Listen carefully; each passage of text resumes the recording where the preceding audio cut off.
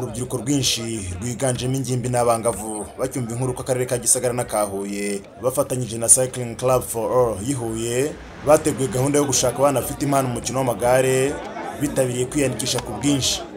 Benshi baturukaga mu turere twa Gisagara na Huye, ariko harimo n'abandi baturutse mu turere twa Rwamagana y'Iburasirazuba na Nyabihu mu Burengerazuba, uturere dufatwa nk'igicumbi cy'umukino w'amagare kubera abakinnyi bakomeye bahakomoka. Bamwe ariko bazitirwaga n'imyaka kuko wabaga arengeje 25 atemererwaga, cyo kimwe n'ababaga adafite ubwisungane mu kwivuza mituelle de santé. Ku cyumweru abari bujuje ibisabwa bahawe udutambaro turiho nimero zo mu mugongo zizwi nka dosa, babanza kugirwa inama no guhabwa amabwiriza y'isiganwa. Buri wese muri abo bari bagiye gusiganwa wasangaga yifitiye icyizere cyo kuza kwandikira abandi. Natutse mu karere ka Nyabihu kusaswara kubera Imana ndatsinda. Njyewe nifuza kuba naba nkaruhumuriza bishobotse kuko nawe numvise afite ibihe byiza. Nshaka umwanya wa mbere tu. Bagombaga gutangirira mu mujyi wa Huye ahazwi nko mu Rwabuye, bakazenguruka imirenge y'akarere ka Gisagara, bakagaruka mu mujyi wa Huye ahari intera ya kilometero 65. Abakobwa bariko bagombaga gukora urugendo rwa kilometero 35 bagahagurukira ahitwa Musha bajya mu mujyi wa Huye. Iryo siganwa ryiswe Tour de Gisagara ryatangijwe n'umuyobozi w'akarere ka Gisagara Leandre Karekezi afatanyije na Aimable Bayingana, umuyobozi w'ishyirahamwe ry'umukino w'amagare mu Rwanda Ferwasi. Ryatangiranye ishyaka ryinshi, ariko kubera kutamenyera amarushanwa bamwe baguye batararenga umutaru.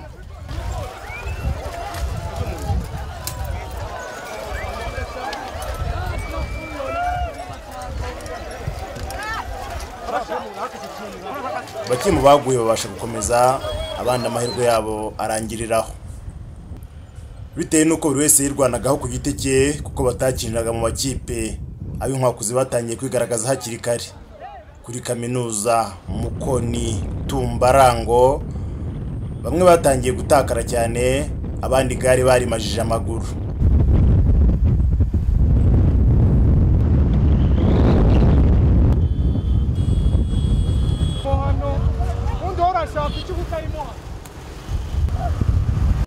Nubwo ryari isiganwa ry'abatarabigize umwuga, ariko wasangaga rifite bimwe mu by'ingenzi by'ibanze nk'umutekano mu muhanda, imodoka itwara abarwayi, abatabazi b'ibanze Croix Rouge, ibiribwa ndetse n'ibinyobwa abasiganwa bagombaga gufata mu rugendo, ndetse n'abari bashinzwe kugenzura ko abakinnyi bakurikiza amabwiriza y'isiganwa. Mu bakoraga ku kazi hakaba harimo Hadi Janvier na Abraham Ruhumuriza bakina mu ikipe y'igihugu y'umukino w'amagare, bakaba barakoraga ku kazi bitwaje za moto. Mu muhanda byagaragaraga ko abasiganwa banyaruka cyane kuko banafashijwe n'imihanda myiza itsindagiye mu karere ka Gisagara, ariko kuri bamwe iyo bageraga hazamuka cyane amagare barayasunikaga. Aho hazamuka ariko ntabwo higeze hakanga umusore witwa Munyamahoro Jean Claude utarigeze ava ku igare rye. Uyu musore wari wambaye nimero 66 yavuye Huye ari ku isonga anyura Gisagara ayoboye. Muri buri murenge hakaba hari hateganyijwe ahantu umukinnyi uhanyura ari imbere agenerwa igihembo n'uwo murenge. Ahabaga hateguwe hose Munyamahoro yahanyuraga ayoboye. Aha ni ku Gisagara ahari abafana benshi cyane, bamwe bazaniye abakinnyi amazi. Munyamahoro w'Igisagara yageze aho yanikira abandi cyane, ndetse abafana be batangira kumugenda inyuma baririmba kuko bari bizeye kaza kuba uwa mbere bitewe n'intera yari yamaze guha bari bamuri inyuma. Abakinnyi hano mu karere ka Gisagara baraca hari benshi, bose barashaka kugira ngo barebe ko bagira umukinnyi wavamo kujya mu ikipe y'igihugu umukino w'amagare cyangwa se akabona ikipe ikomeye azitorezamo. Abakobwa nabo wasangaga bahatana ku giti cyabo, ariko bamwe ntibari borohewe kuko amagare yarabapfanaga bagahitamo kuyasunika. Mu makorosa akaze aho benshi bagwaga bagakomereka ariko bagakomeza isiganwa, abandi bagasezera. Mu misozi n'ibibaya bya Gisagara, Munyamahoro Jean Claude ntigeze acika intege. Munyamahoro yanyuze isava hari abafana benshi akiyoboye.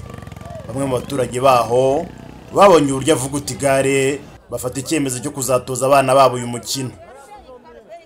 Rwose ndumva agomba kuwukina kubera uko mbibonye ankundiye kandi nzanabimwigisha ku buryo azawukina. Ndamufite. Aracyari muto. Aracyari muto ariko nyene ku buryo ubu ngubu agomba kwiga igare byanze bikunze. Gusa mbonye ari byiza. Niki wabonyemo cyiza cyane? Mbonyemo abana b'abakobwa nahise nishima ndavuga nti sawa.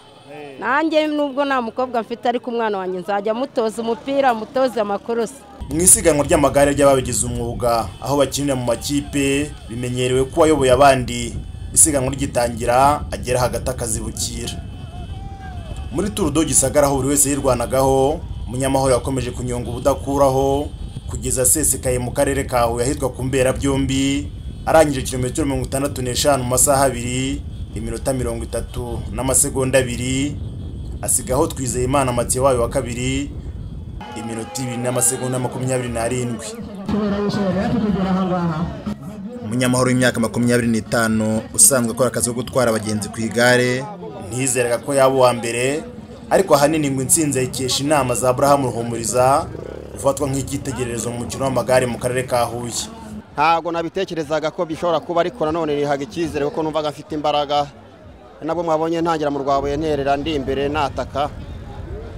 Ari itumba hatugoye cyane, ndi kumwe n'umuntu niba nabashije kuri etape yaho ntago mbizi. Ariko guhera icyo gihe nabashije kugenda neza ndi imbere, ndinze soza urugendo nkiri imbere. Aba nashimira rero Abraham Ruhumuriza wagiye ngira inama zo kuntu ugomba kwitwara, aba mbashije no kubigeraho, namushimira cyane. Munyamahoro wahawe igikombe ahembwa igare, umwambaro wo gukinana uwo mukino ndetse n'amafaranga y'u Rwanda 100,000. Yanihariye ibihembo by'umukinnyi wageze mu turere twose twa Gisagara ayoboye, aho buri murenge wamugeneye 25,000. Twizeyimana Mathieu wayo wa kabiri yahawe 50,000 n'igare, naho witwaho Rukomeye wayo wa gatatu ahabwa 50,000. Mu rwego rw'abakinnyi bari munsi y'imyaka 20 cyangwa se junior, Bizimana Gasore niwe wahize abandi maze ahabwa igare n'amafaranga y'u Rwanda 100,000. Naho mu bakobwa Uwayezu Therese w'imyaka 18 nawe wo mu karere ka Gisagara wari waherekejwe n'umubyeyi we ahembwa igare n'amafaranga 100,000. Serafine Muhawe n'Imana wa kabiri ahabwa 80,000, naho Ingabire Jose wa gatatu ahabwa 50,000. Uwayezu Therese usanzwe yiga kudoda imyenda avuga ko agiye gukomeza gukora cyane akagera ku rundi rwego, kandi ko abakobwa badakwiye gutinya uyu mukino kuko awubonamo inyungu nyinshi. Zatangira kurya imyitozo nyine nk'uko byari bisanzwe, kandi n'ubundi ntago nzacika intege. Mu by'ukuri twebwe kumva igare nta kibazo, nk'uko abandi nababwira ngo nabo baze gufata uwo mwuga. Ni mwiza cyane kandi uguteza imbere utabikekaga. Abakinnyi bigaragaje muri Tour du Gisagara bagiye gushakirwa amakipe bazakinamo bizabategura kujya mu ikipe y'igihugu nk'uko bisobanurwa na Aimable Bayingana, umuyobozi w'ishyirahamwe ry'umukino w'amagare mu Rwanda. Hasanzwe hari n'itimu yabo, iyo timu rero ni ukuvuga ngo turayikangura kugira ngo ibafate ibashyire muri timu yabo, babaha amanone y'amagare ya siporo, batangire bimenyereze gukoresha amagare ya siporo, ejo bazaba ari abaprofessionel kimwe n'abandi. Minisitiri wa Siporo n'Umuco Ambasaderi Joseph Habineza nawe wari waje kwihera ijisho Tour du Gisagara avuga ko igihe kigeze ngo iterambere ry'imikino rituruke mu cyaro. Ntabwo siporo ari i Kigali cyangwa mu mijyi yindi, so bashobora gukoresha amarushanwa atandukanye nko kwirukanka. Dufite imisozi abantu kwirukankaho bakabona ubishoboye akabigira umwuga, bidutwara amafaranga angahe. Ikibazo n'ubushake no kugira ngo abantu bamenye ibyo dushobora gukora. Nyuma yo kubona imigendekere myiza ya Tour du Gisagara n'umusaruro yatanze, umuyobozi w'akarere ka Gisagara Leandre Karekezi yavuze ko buri mwaka mu kwezi kwa mbere iryo rushanwa rizajya riba kugira ngo hakomeze kuboneka abana bafite impano mu mukino w'amagare.